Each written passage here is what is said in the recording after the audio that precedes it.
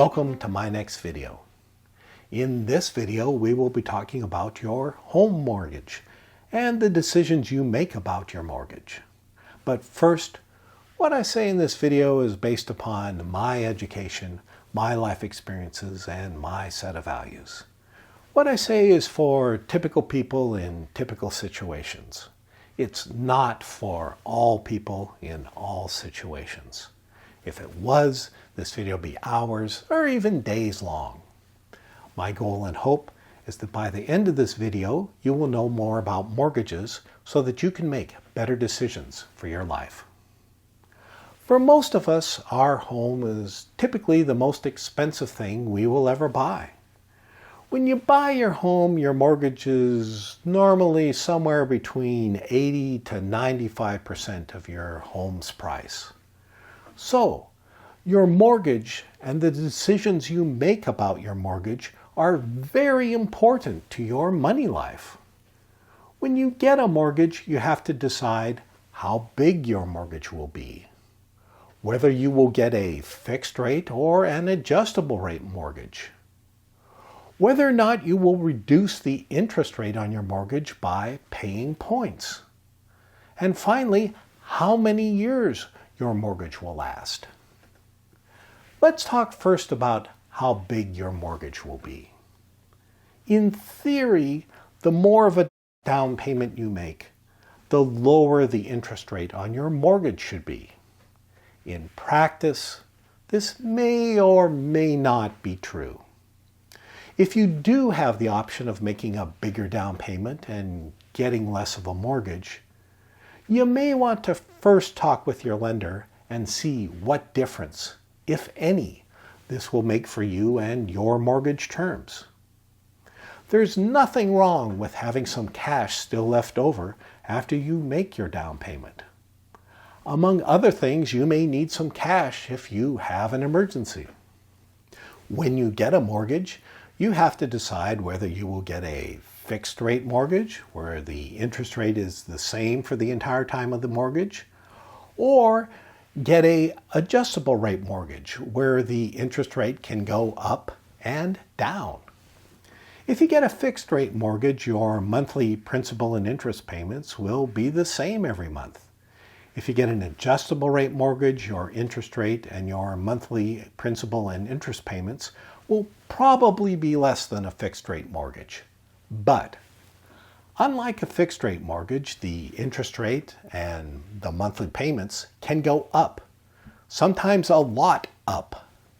Before you get an adjustable rate mortgage, I highly recommend that you understand what your interest rate benchmark is, how often the interest rate adjusts, and how high the interest rate can go up.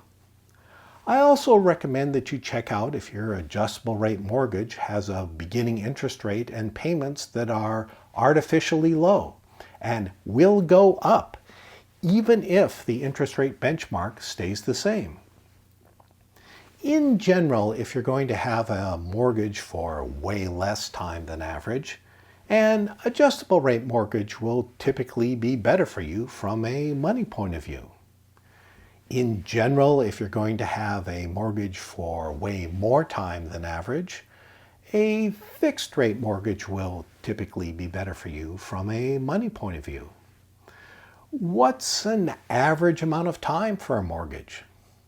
The most recent data that I'm aware of is the census data, and that says that the average person lives in the average home roughly 8 years in the United States. Because of mortgage refinancings, the average person has the average mortgage for less than 8 years. Another decision you make when you get a mortgage is whether or not you will reduce your interest rate by paying what are called points when you get a mortgage. In the mortgage world, every point is equal to 1% of your mortgage. Generally, you can pay points when you get your mortgage. But should you?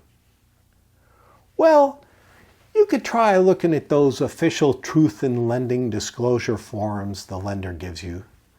But in reality, if you do pay points, your actual interest rate will probably be higher than the interest rate shown on those disclosures.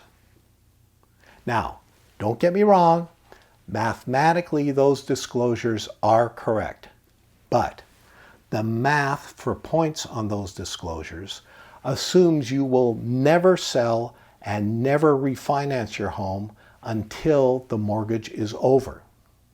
Most of us sell or refinance the mortgage long before the mortgage is over. So if you pay points, your actual interest rate will likely be higher than what those truth in lending disclosure statements show. So again, should you pay points? That depends on how long you will have that mortgage. If you think you will have your mortgage for way more time than average, you may want to consider paying points. On the other hand, if you think you will have your mortgage for way less time than average, you probably don't want to pay points. Your final decision is how many years your mortgage will last.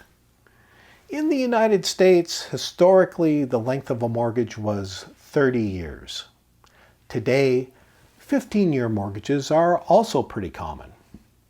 One advantage of a 15-year mortgage over a 30-year mortgage is that if you make all the mortgage payments and never refinance, you will own your home free and clear in only 15 years rather than 30 years.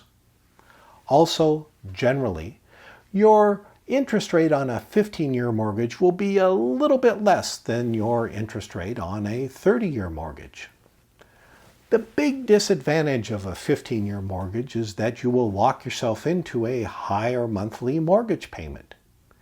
If you're getting a mortgage, I recommend that you ask your mortgage lender about shorter than 30-year mortgage alternatives and see how these alternatives compare to the 30-year mortgage you could get. Now, if you've ever made payments on a mortgage, you already probably know that for the first couple of years, almost all your payments go to interest, and the amount you owe barely goes down. Once you have a mortgage, you can typically make some additional payments on your mortgage whenever you want.